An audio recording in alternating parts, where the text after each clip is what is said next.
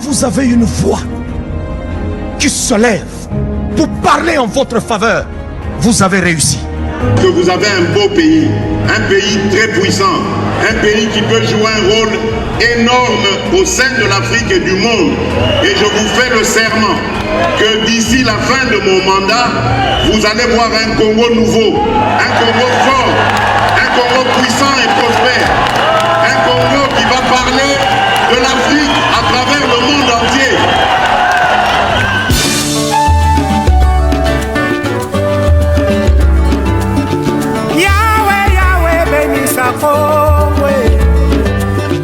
Yahweh, Yahweh, batela mitombo.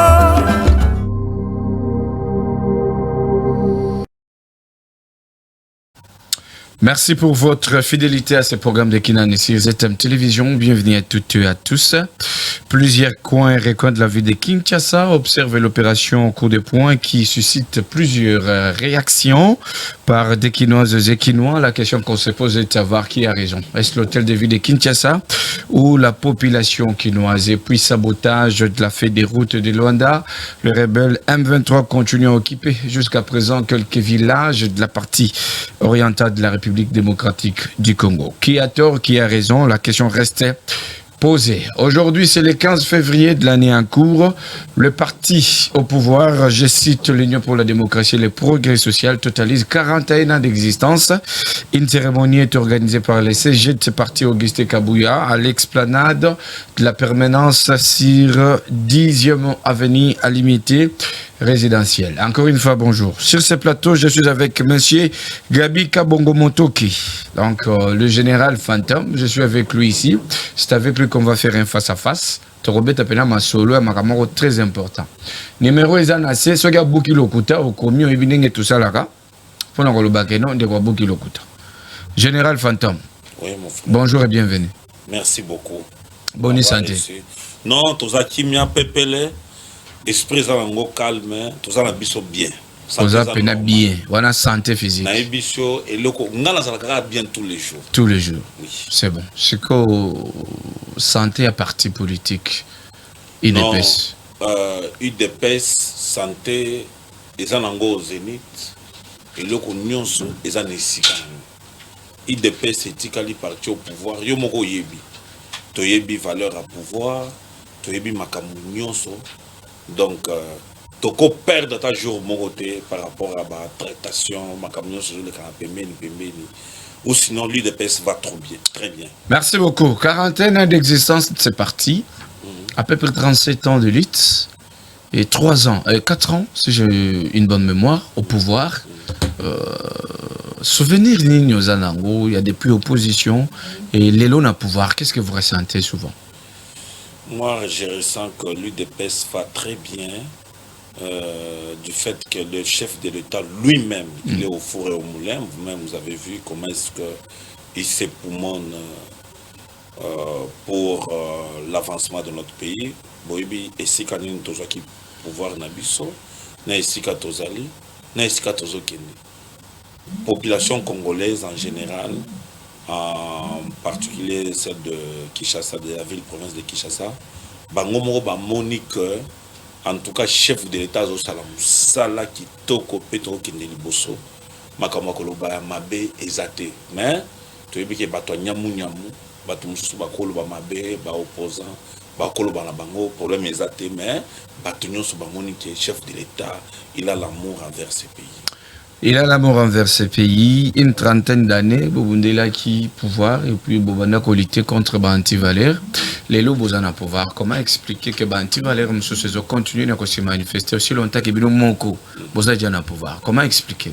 Non, le problème, tout ça, c'est que, au moins, tant que tu as bunda bitu, tant papa était dans bunda, tout ça qui est belé et pembe ni naie, et ça va que, tu as comprendre l'idéologie papa Etienne. Papa Etienne tant que tous les jours que non, nous d'abord c'est le peuple d'abord. Et ça va que l'UDPS liboso, nafro, nasima peuple tikal nasima. Mais tu es comme on a que Bajusser baeko koma bino moko boyebi na contexte. C'est-à-dire contexte on a Kabunda loba vous avez Bajusser réservé à cela. Non, Bajusser Basali. Donc Kabunda a raison. Non, je vous dis que Bajusser Basali. OK. na kabundu pe il pas ajusteur. Il pas ajusteur. Oh. Parce que alobaki bongo amilongo li vous accuser ou bien accuser batu mususu. Aussi longtemps qu'il pas ajusteur. Il pas ajusteur. Mais yo moko moni ngana yo toza na kinao. Soki na kingabo okomona. Na début à pouvoir kabundu ne veut pas vous construire loko atongi. Mais na salaire azaki nango c'est possible non, ça non, non non. Kabundu azana makambo mabe azaki trempé na makambo ebele ya mabe. Nazo ibisayo. Parmi ba ajusteurs et pas dans la kati. Et puis parmi les ajusteurs, na ba master chef de l'état na biso mingi, o ba utaki diaspora, ba yaki ba poto ba ye, o le ba sunga mokonzi mboka po payer kende liboso, bango pe ba ye na système moko ne ba moni na poto kuna, banda kwa kitoko, ba villa ba nini ba oui non, nous devons puiser ici. Poto za la biso pe ba. C'est-à-dire bango pe ba tutaki motema na ndako Jean-Marc wana. Na ebisio baza ebele. Ba lobi to ke tapé to ke ozwa.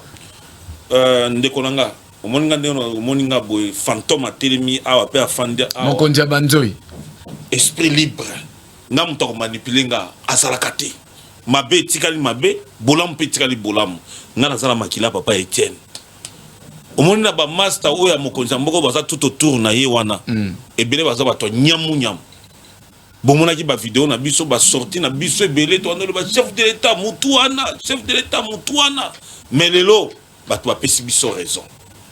Et puis, dans le Moussoussou, que le peuple congolais a dupe, bakoya ko manipuler biso, na ba mike o bazwaki. Na kotanga ba komba batu awa. Ba o baza nyamu. Na zoe bisayo ki baza zéro baza pembeni chef de l'État. Je vous donne un exemple. Donc il la vitesse. Pesa yoka. Pesa makam. Je vous donne l'exemple de monsieur Eteni Longondo. Eteni Longondo basuke bele awa wa komo bima. Azoki na Équateur pour la bateau Équateur ba beaux yeux na ba na ki kazo sala pe trouble kuna la dédoublement à fédération kuna. Moi je vous ai dit que je ferai ma campagne et la contre-campagne. Nazo assumer biloko nazoloba. Monsieur Teni babando yana ba diplomate mbongo na ministère ya santé. Bazo pesa ba mbongo. Bazo kata ba mbebo ba mbongo zo katanga ba parsi ba bazo corrompre. Ngana benga kaitanga kitana katanga, il est témoin.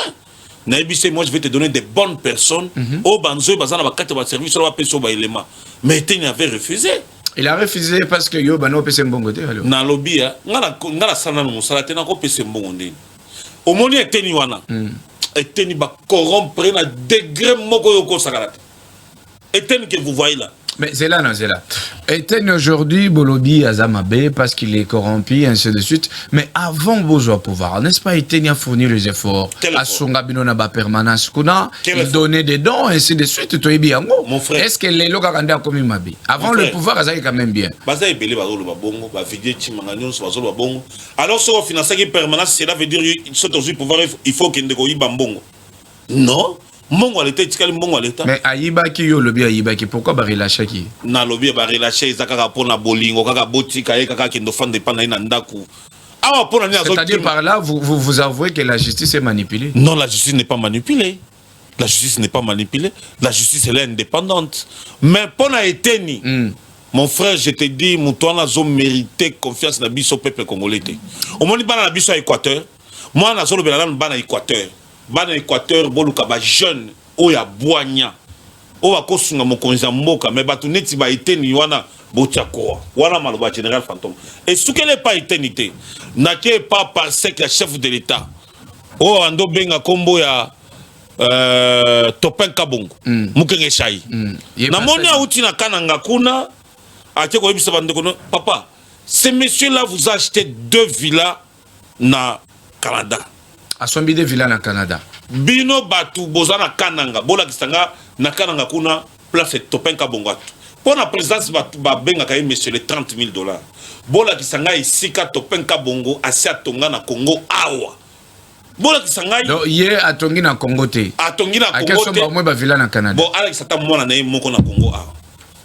Pour Anthony mwana Etienne Tshisekedi et mwana ya Félix Tshisekedi na Ani et Fanny mwana ya Félix Tshisekedi to moni bango na Kinshasa baza to fana na bango a baza wana kin boto na mwana Topin Kabongo ata moko oza na Kinshasa. Maintenant yo pe les leçons au ministère surtout comme député vous êtes sûr que moi sinon na bana no ba fanda de l'intérieur d'ici là je vais prendre le ministère de l'intérieur je vais remplacer Anselo. Yo me remplacer Anselo. Je vous dis à moins Anselo pe aza sous mabe. Na ebisio Anselo aza vienanga kati. Quand même pour na territorial bimi coup de chapeau na Anselo mais Anselo peut aza anti-valeur. Donc il faut remplacer. Nazo ibisao que il faut remplacer Anselo na mboko. Je vais montrer au chef de l'État comment est-ce que moi j'aime mon pays. Moi je me bats. Moi je déclare tout ça. Je suis avec toi. Je suis avec toi ici à Kinshasa. Est-ce que mon gars qui est son général fantôme a bien un téléphone à Ibisanga te porter aux plaintes, il y a qu'à répondre. Moi-même je viendrai. Moi je m'assume. Merci beaucoup. Toké dans ce par rapport il y a ministre d'État. Au pénal mon qui basa vision chef de l'État depuis ba qui ba osunga pe te basa neti batona diaspora au tanga. Quels sont les ministres oyake ndenge tozoka déjà sur le remaniement boy. OK ba ko kende na bango kaka.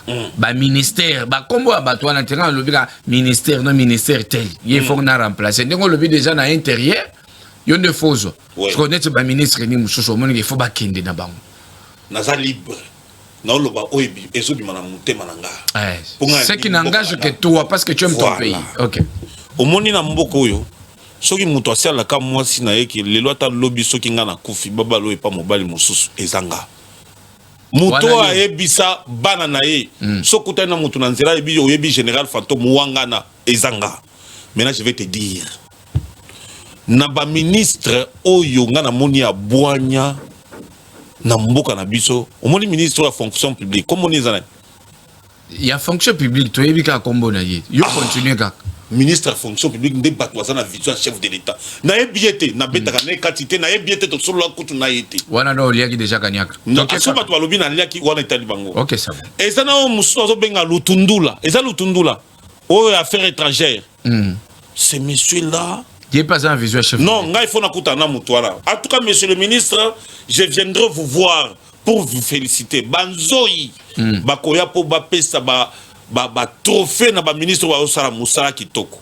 Wana jamais balé. Mi balé. Ya misatu. Nicolas Kazadi osala musala kitoko mais c'est un anti-valeur. Merci beaucoup Télémano. Quoi bien pourquoi on a stoppé. Nicolas Kazadi, actuel ministre des Finances.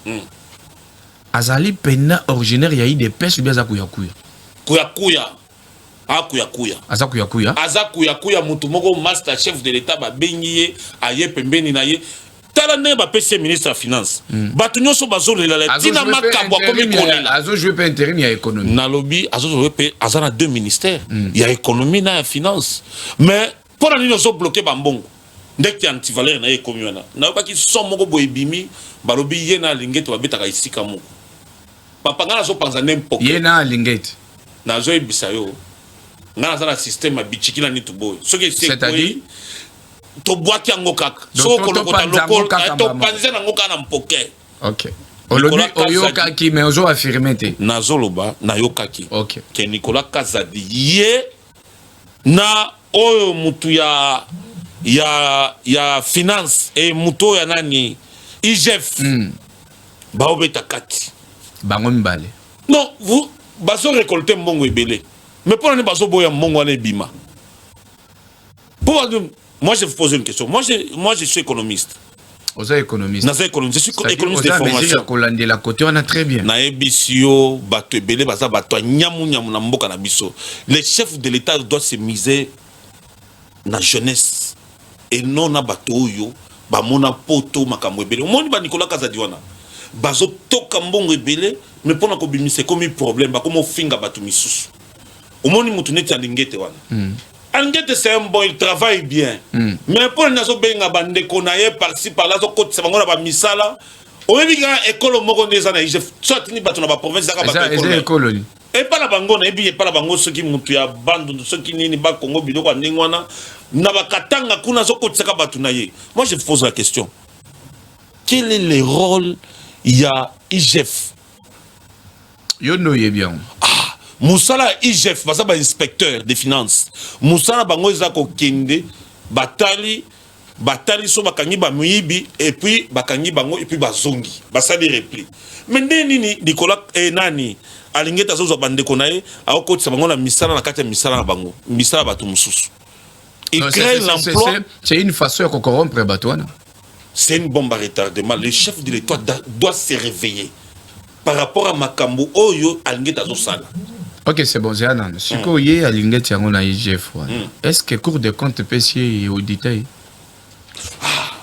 Yango na zo bisa o moni makalobo na zo loba awa. Eza neti ngape na bimie IGF na nzoto Alingeti. Il faut batubalande la batia liste pas Alingete. Bon, Alingete, chef de l'État na zo bisa to na na tongo. Alingete na no mandat na il faut izala 5 ans ou 4 ans. So ikoki longola ye. Po batum so makasi leki bako ba no luka façon ko détrôner. C'est bon, on va évoluer. Dans le ministère, mon quoi souka. On va proposer. Si faut que le ministère a EPST, Moussa la perdu aussi le mandat. C'est l'oyo. Non, avec le monsieur de Tony Mwaba, il travaille bien. Mais moi je l'aime pas. Toi tu ne l'aimes pas ou bien il ne travaille pas bien? Toi tu ne l'aimes pas ou bien il ne travaille pas bien? Ce monsieur-là, il travaille, mais pas du tout bien. Mais il travaille. Il travaille quand même. Il travaille quand même. Monsieur le journaliste, c'était pas ministrable. Mais Bazabato bino bopesa confiance. Na lobby hein. Soit ba comme un poste wana, c'est parce que bopesa bango confiance, non? Oyebi, beaucoup de nos ministres nous ont beaucoup déçus. Ba ministre na biso. Et belé, ngana otanga ministre aide pesa ta mon côté. Son atangi za poser nga ba question. Pour na ba ministre aide pesa na bango tout ya aide pesa ba longwa ka. Na lobi ba longwa la bango kaka ba kende na bandang na bango ba kende ko fanda. Merci. On va évoluer. Parlons maintenant de la situation dans les gros Haut-Katanga plutôt.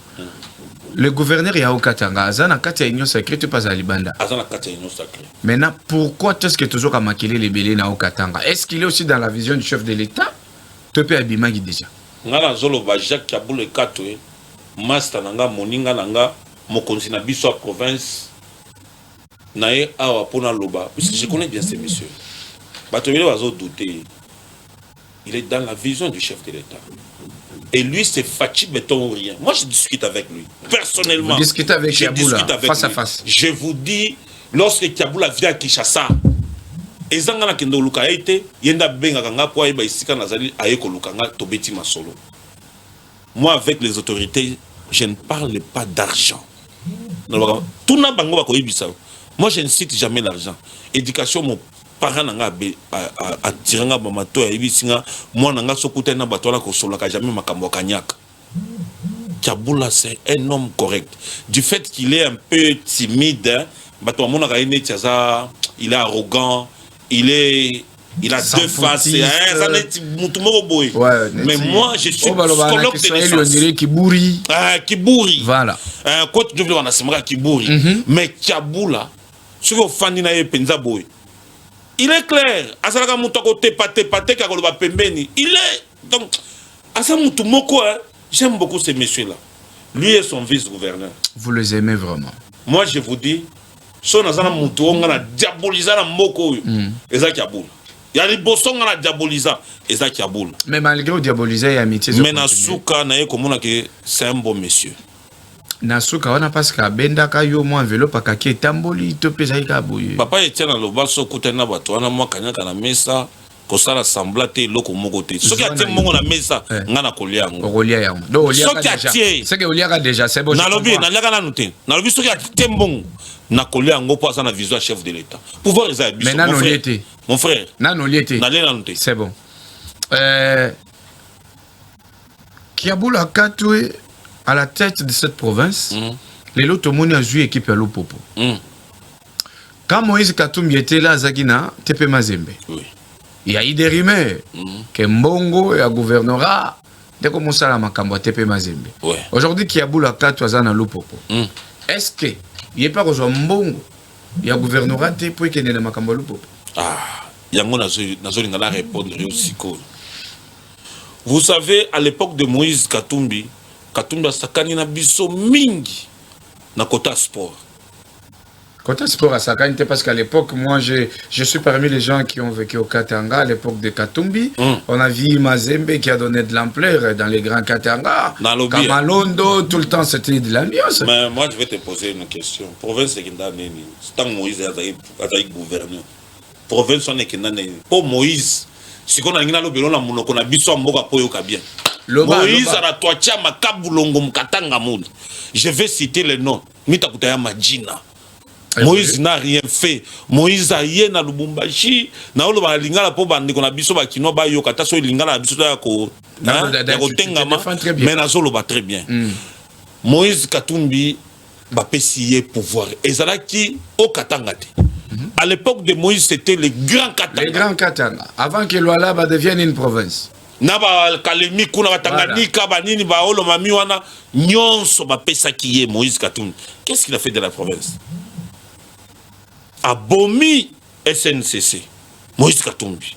Yo za témoin pourquoi na ko Lubumbashi. On a eu un mambo bien village fanchik. Moïse a tout fait ma balabala makaburongo. Moïse Katumbi. Kabulongo. Moi je vous dis aujourd'hui si vous allez dans notre province qui est la province du Haut-Katanga, au hôtel Babalabala Nengi Kabula Sali, mon frère, tu vas aimer. Tu vas aimer.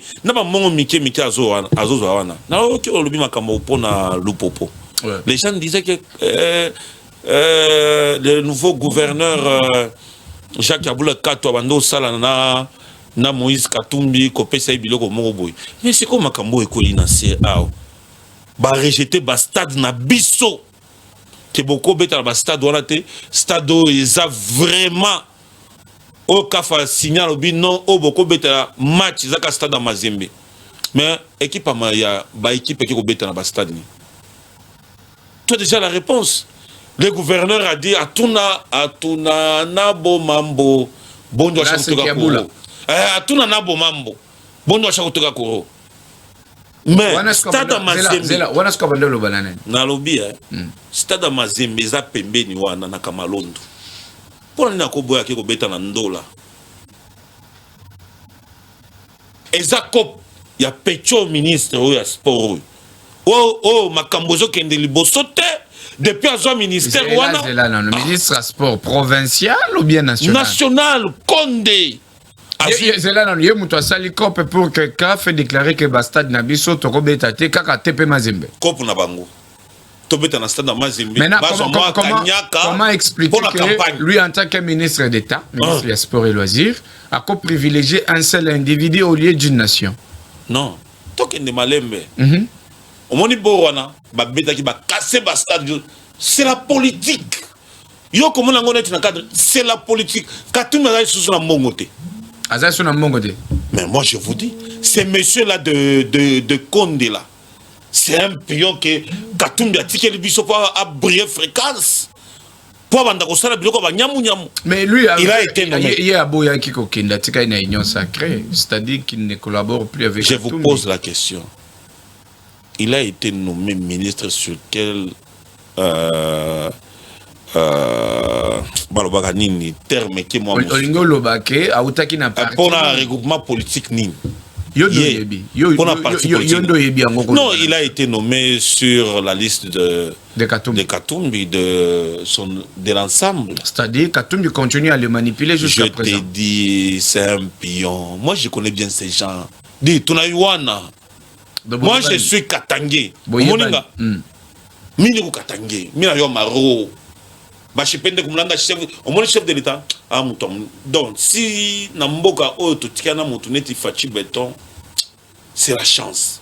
Fachi Beton à lobby aza congolais alande kona biso peta ko bongo la mutema mais Satan tikali Satan nzamba tikali nzamba Satan tikali ka Satan omoni ba Condé wana en aucun jour Condé ne peut jamais aimer les chefs de l'État par rapport à Moïse Katumbi.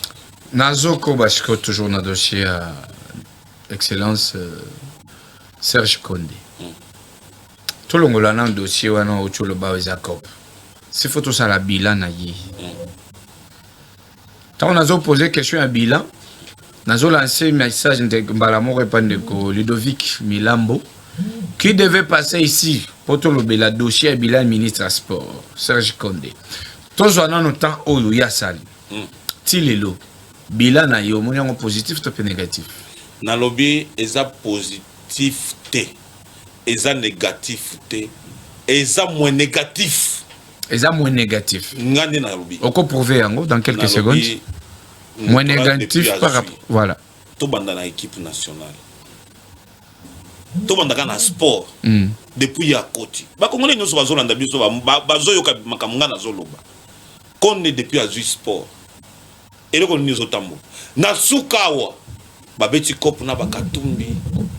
Ba te kota tina côté akachi. Imaginez quelqu'un comme Edingwe a postulé comme député national. Moutoneti Edingwe. Il va dire quoi dans l'hémicycle de l'Assemblée nationale? Na lobaka, na betango na ba bokoto, na lobi chef de l'État Tchalis Katumbi akoti na ba catcheur azana biloko azo sala. Yango ebimaki na mposa. Donc yo prophétisa qui ont déjà. Banzoi baza partout. Dans la structure nanga ba benga ka banzoi, les nzoi de Fatih Béton. Nous sommes partout, même dans ta maison, il y a les nzoi. Ah bon? Moi je vous dis vrai. Donc voilà dans les prophéties, faut na keba alors. Na keba. Tant na loba keba, ba nyonso ba yokaka. Na sport mon frère.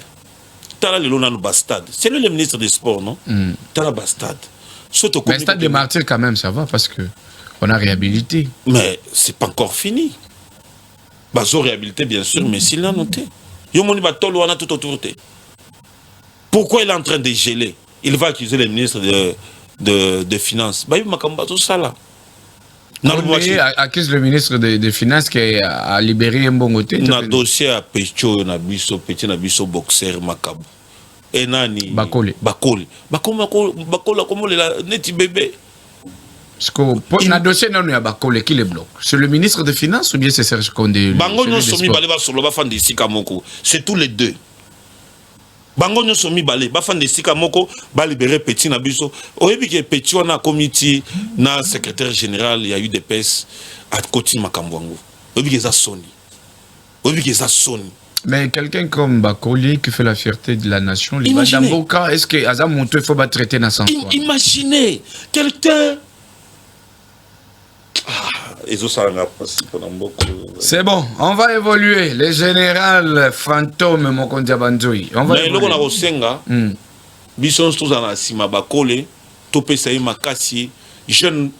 Mon jeune frère, il ne faut pas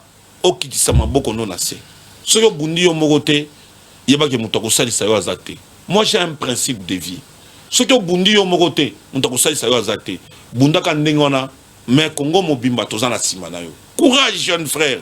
N'accepte pas que batwana baebi ko za makasi. Baebi ke kuno okende, okobeta. Mais bango balinginde pays na biso yo kasoni. Ngana ko je suis encore jeune, je t'encourage, va de l'avant, nous sommes derrière toi. Merci beaucoup, va de l'avant Martin Bakole, tu as quand même fait la fierté de tes pays. Kina ni pasi molobel, nous t'encourageons.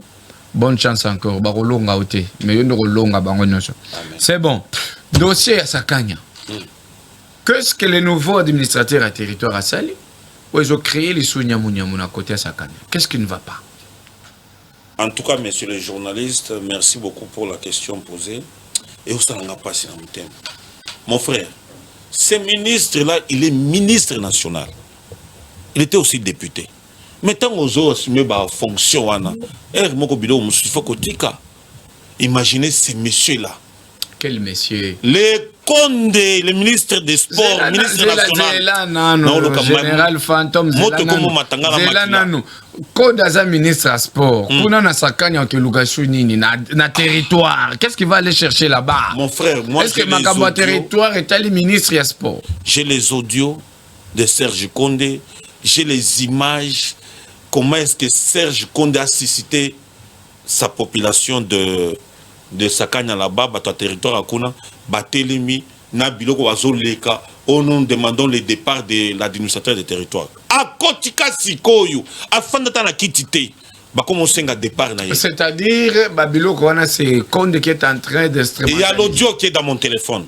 So l'ingina tia audio na population congolaise en général balanda bakoyo kango. Te bombango nan. Na ebisio Condé c'est un anti-valeur. Na mona nan bato mtema mabene tikonde wana te. Oyebi ke bato basali marche lobby na ba affrontement na mutu moko akufi. Voilà na ba marche salima et lobby. Lobby. Tozo makila ndeko na biso congolais akufi ndeko na nga katangi. O akufi ya sakanya. Tozo makila nyonso na totiango na nzoto ya Serge Kondi. Bozela na akufi ndenge nini ba beti masasi juillet. Omoni na ba village kuna soki ba lobi bo attaquer ba attaquer mbala moko sans pour autant ko yeba ke liboso nini ko komela biso na ba affrontement to yebi na nini o ndeko na biso akoyaki mais j'ai la photo sur moi, ça m'a fait très mal au cœur. Puisque c'est Kondé qui a Kinshasa, qui demande à ses frères là-bas chez eux, Babengan administrateur. Mais tout en oubliant qu'il est ministre national, il preste ici à Kinshasa. Bakolo Kinshasa Bazali, est-ce que Babengani Serge Kondé? Est-ce que Basiba Finga Serge Kondé? Ça c'est une ville-province, Bakolo province au Bazali. Pour nous, Balobela pour Serge Kondé. Et pas la bango, il s'est dit non, moi je suis prince. Dès que vous arrivez dans notre territoire, vous devez nous présenter vos civilités, tout ça. On a la famille royale. Est-ce qu'il y a la famille royale? Est-ce qu'il est prince? Dossier Bazo est la civilité kaka. Mais c'est les journalistes. Est-ce que quand fois les vice-gouverneurs, les messieurs que moi je dois beaucoup du respect dans ces pays, le monsieur là de Kamfoua, il n'est pas de Sakanya, il est de Sakanya. Est-ce que vous avez un vice-gouverneur à Zalak? Est-ce que vous avez un makambu mokopo? Pourquoi vous avez un pembeni kuna? Vous avez une province. Nous sommes avec lui ici à Kinshasa. Pour nous bateau baza pembeni, balobela administrateur makambu mabete. Non, c'est quelqu'un qui a été nommé par notre chef hiérarchique, qui est le ministre de l'Intérieur, ministre national. Nous lui devons beaucoup du respect. Il doit prester, nous lui donnons la chance. Qui a boulé la vie, balobi bongo. Pourquoi Serge Kondé peut combattre ces messieurs? C'est-à-dire, bon, qu'est-ce qu'on a logique bien. Topanzango kandingo lodi. Topanza, ça va. Quand qui Kondé, azobundisa administrateur wana, à part la civilité, tant que vous salez pénal lecture, vous visez que Kondé est en train de penser à quoi? Je vais te dire une chose. Tu sais, Kondé sait bien que le monsieur qu'on a nommé, il va dévoiler tous les secrets qu'il est en train de faire. Je vais vous dire une chose. C'est-à-dire, le nouveau administrateur Yasakanya a ébi ba mafia. Akoyeba ba mafia. Il fallait bâtir Mouto Azana obédience na bango. Ah oui, alléluia, amen. Voilà. Je vais vous dire une chose. En commençant par Mokam, en allant vers Sakanya, ils ont manganèse, ils ont minéraux, ils ont nani, batwa qui pakangote, pour yango ils ont ta cherté, ils ont pas. C'est moins coûteux. Moins coûteux, yango ils ont pour ça faire à béton biloko ndinga. Mais Serge Kondé fait passer biloko wana bango na katumbi raison na bango wana. Et les kakekota na Zambie à partir de village à fin fond, au moni pokuna na Sakanya, ils ont na SO ya biso ya Congo. Au moni ka S wana na ba fin fond na des villages de pas ba Kondé. Kondé fait traverser les histoires là-bas, ils ont côté en Zambie. Je veux dire combien de fois pour Watouba Yoka. Et maintenant, les nouveaux administrateurs, ils ont bloqué Nzela, c'est faut le dire. Ils ont bloqué Nzela, non, ils ont bloqué Nzela. Mais ils ont bloqué. Voilà. Pour que Moutouana, je vais te dire une chose que les gens ne comprennent absolument rien de ce qui se passe. C'est-à-dire, Zela, général fantôme. Makambo Nandingue Zokundu. On dirait que côte est-ce qu'on a guerre, il y a eu des pêches ensemble. Ensemble, les étrangers. Mais vous venez de dire que Kondé a zobundisa mutwana parce que ça a eu des pêches. Kondé, il est manipulé par ces messieurs-là, les juifs. Il est manipulé par ces messieurs-là. Oyo Soriano. Soriano tena Congo. Oyo Soriano to. Soriano alias Moïse Katumbi. Je connais Moïse Katumbi, mais naïbi juif te. Mais ngala zo ebisa yo Mutuana, son vrai nom, c'est Monsieur Soriano. Oyo Katumbi za alias Totiango entre guillemets. Alors Bangonde bazo bundisa no. Bangonde bazo sala makambo wana ya nyamu. Qu'est-ce que vous demandez? Parce que premièrement Mouto Koufi n'a pas désordre ya lobby. Oui. Qu'est-ce que vous demandez par rapport à la perte de vie humaine? Parce que la vie humaine est sacrée. Oui. Alors, vous venez de dire que Batouana Bassali va désordre instrumentalisé par un individu. Maintenant, premièrement, qu'est-ce que vous demandez par rapport à la perte de la vie humaine? Tozo sengana nos sanctions ya motu oya tindaki Batouana bakende kosala ba marche pour na départ ya nouveau administrateur des territoires na kombo na ina ebia ile datana noté. Et puis na kosenga la chef de l'État. Moi, en tant que Mokonzi Banzoï, le général Fantôme, vous devez renforcer la sécurité de l'autre côté. De l'autre côté, du Haut-Katanga. Renforcer Nasakanya, dans le territoire à Sakanya, en commençant par Mokambo. Boketi Sakanya, vous devez renforcer la sécurité. Je sais de quoi est-ce que je suis en train de parler. Merci beaucoup, général Fantôme. Olobi, Mokonzi Banzoï. Mokonzi Banzoï. C'est bon. Banzoï, eza mbulumbulu, eza banyuki, eza les abeilles. Merci beaucoup. Il y a un autre qui pour ça les labiso nini miel to pe pour soit bateau. Nalobi nzoi musala ngona nyu ya liboso pona banzoi nanga eza ko soa. Eza ko soa. Ko soa nano.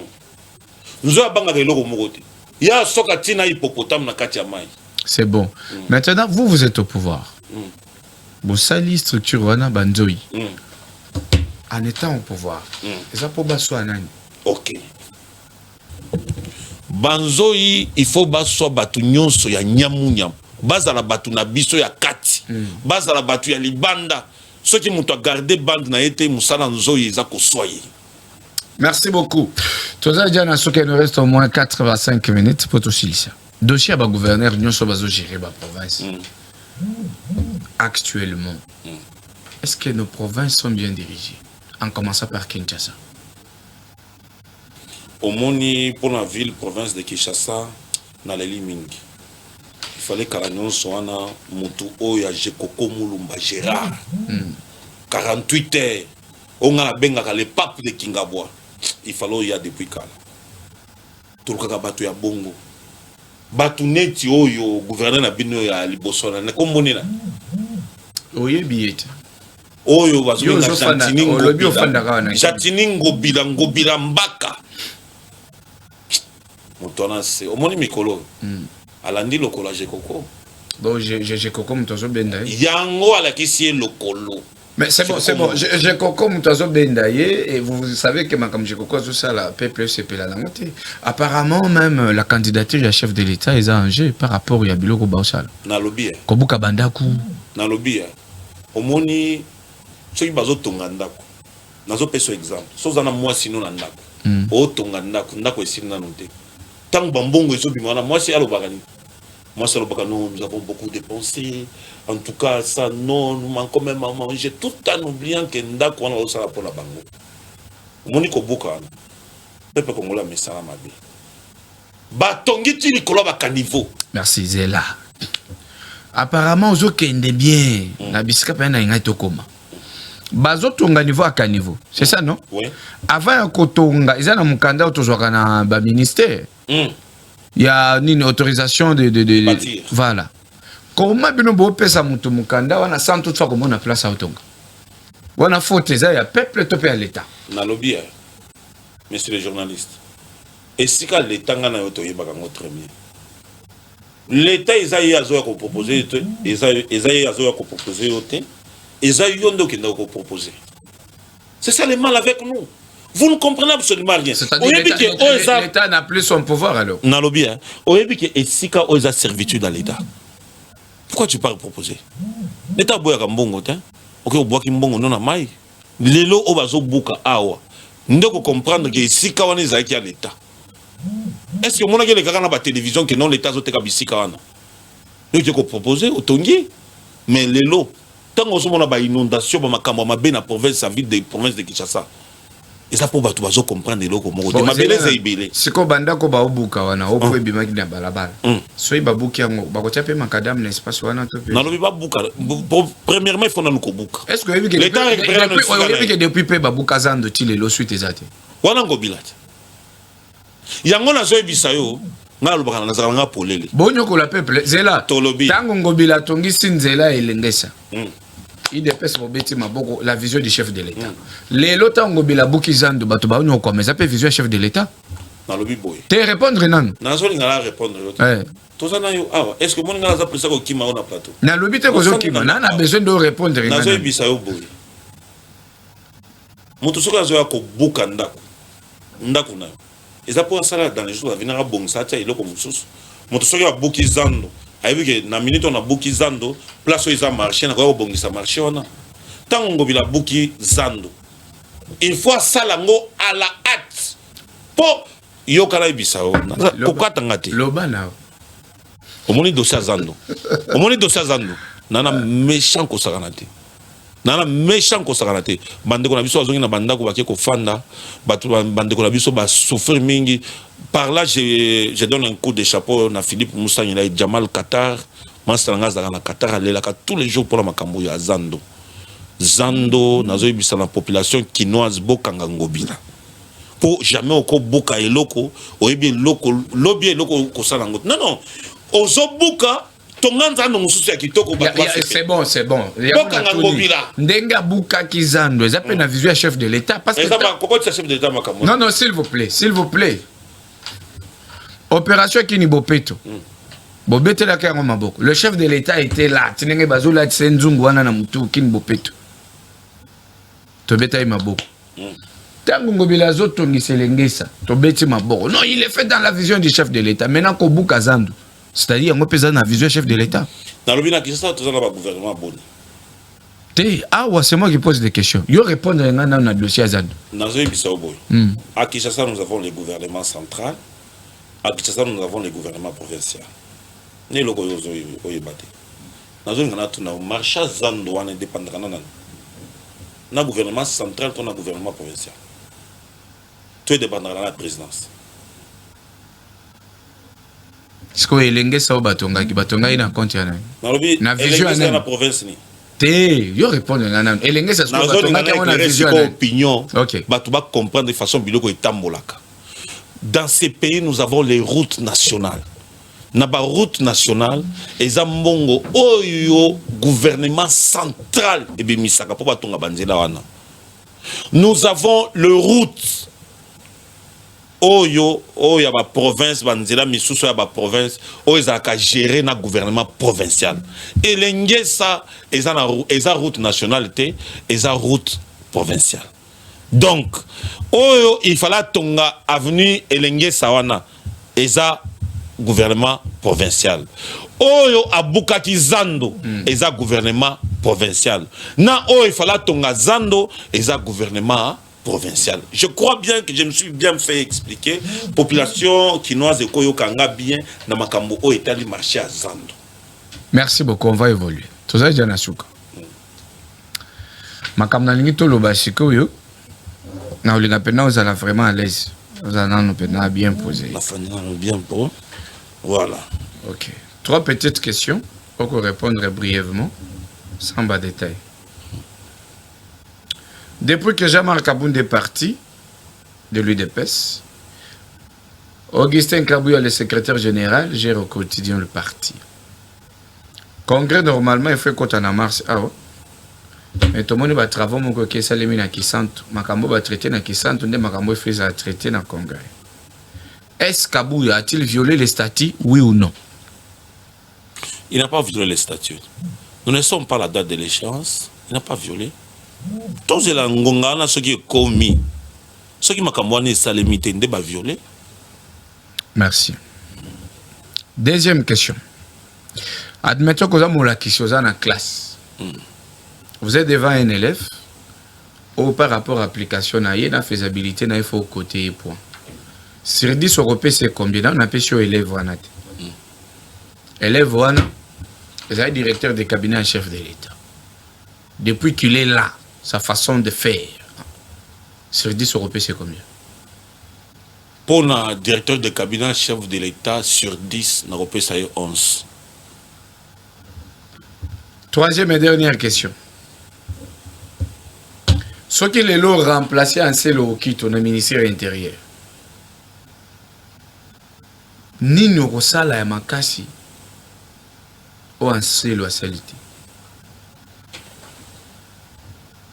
Na ebisio soki kaka ba pesinga ministère wana relation entre ministre intérieur na ba gouverneur. To katana singa wana. Et ko lango lo ba yango wana. Na ko kata singa wana na. Merci beaucoup.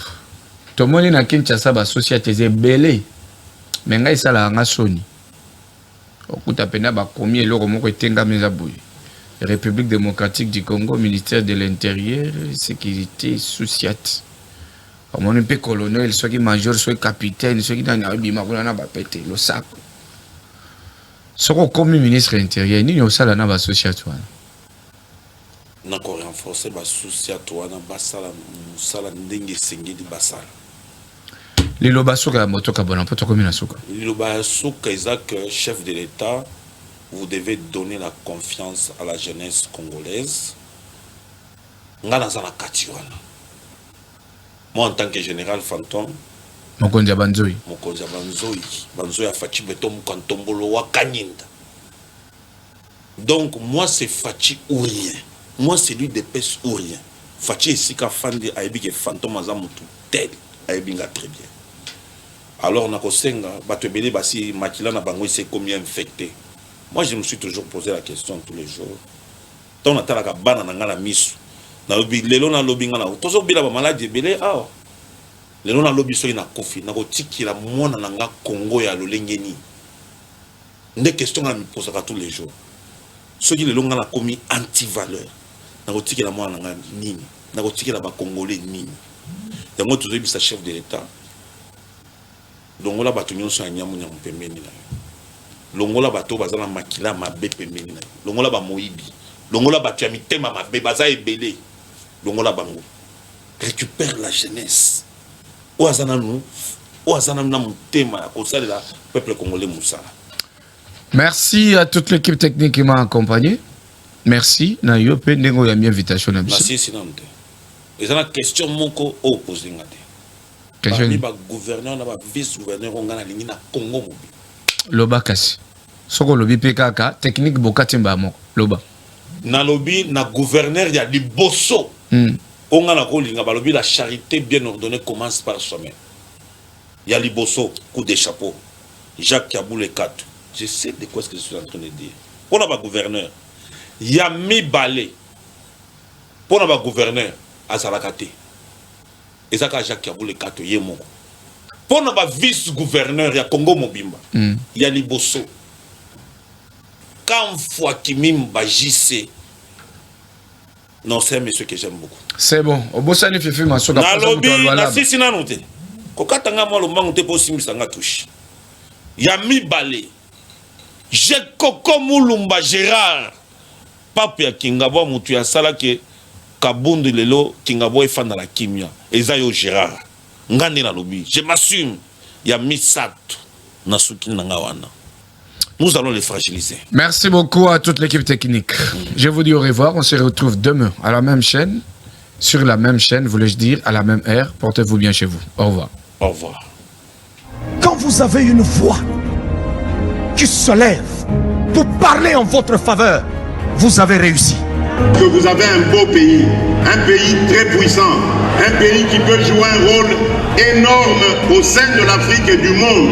Et je vous fais le serment que d'ici la fin de mon mandat, vous allez voir un Congo nouveau, un Congo fort, un Congo puissant et prospère, un Congo qui va parler de l'Afrique à travers le monde entier.